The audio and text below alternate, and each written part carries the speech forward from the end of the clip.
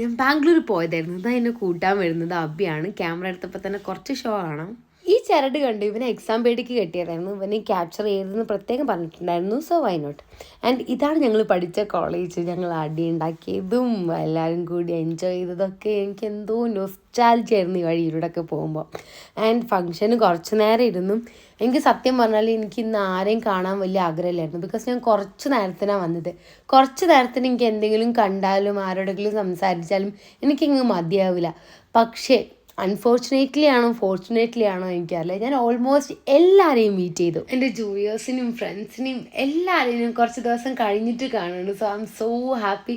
That so beautiful being loved by someone. ഞാനും അബി എപ്പോഴും counter അടിച്ച് ജീവിക്കുന്ന ആളുകളാണ്. പക്ഷേ എന്താണെന്നറിയില്ല, ഇപ്രാവശ്യം എനിക്ക് ഒരു കൗണ്ടറും കിട്ടിയിട്ടില്ലായിരുന്നു.